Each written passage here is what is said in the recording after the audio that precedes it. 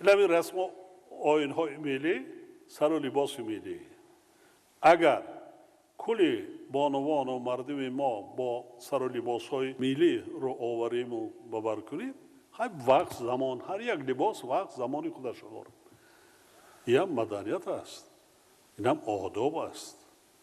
این قدیمه بودن ملت را نشان میده. تاریخ و تمدن فرهنگ باستانی ملت را نشان میده. چرا ما بیگانه پرستی کنیم؟ زیاده روی نکنید آن. من میفهمم، میدانم هستم بعضا صاحب کارا را، منصب دار را اولاشان نمیدانم که این چی عنوان میداده باشد. این یک ظاهر پرستی است، خود را از دیگران بالا گذاشتن است. هیچ سودی نداره، معنی نداره. از اون زیاده روی کردن فرزند دارین، نویره دارین، همون مبلغ برای بهتر شدن شرایط زندگی همونا روان کنین. انا همین آزادی که دولت و حکومت برای شما مهیا کرده است، انا همین آزادی را مثل گهواره که چشم ایجاد کردن.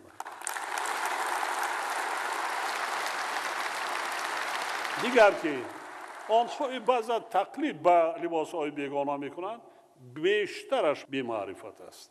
نمیداند تاریخ ملت تاجیک، فرهنگ ملت تاجیک چی است. نمیداند بیشترش.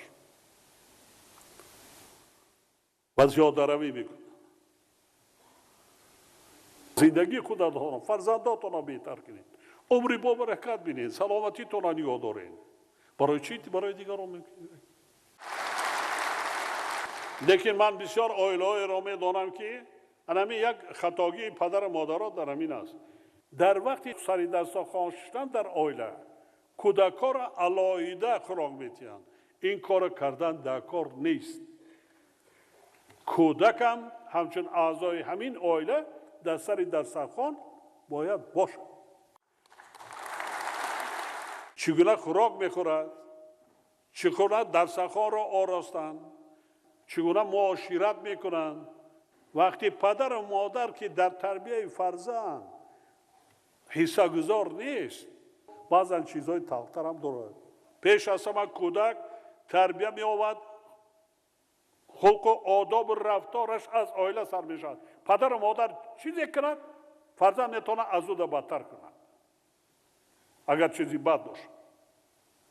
جنگ و جدال و کشمکش و خرخشه و بحث و مناظره در نزد فرزندها کردن در کار نیست. در چگونه شرایط او را تربیت کرده است. تلفن‌های موبیلی صورت هم میگیرند.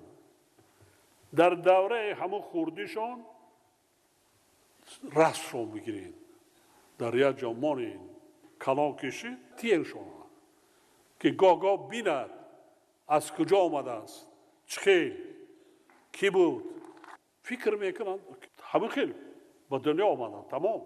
و فکر دیگرشان اون است که اونا ابدا در همین دنیا همین خیل میسن.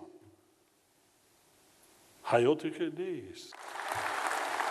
بار دیگر کل مادران و بانوان و دختران عزیز کشور و همه شما حاضرین گرامی را به مناسبت جشن فرخنده بهار و زیبایی و صداقت و محبت، یعنی روز مادر، صمیمانه تبریک گفته به هر یکی شما پیش از همه سلامتی در خاندانتان، مهر و محبت، خوشبختی و روزگاری آباد و آسوده آرزو می‌نمایم.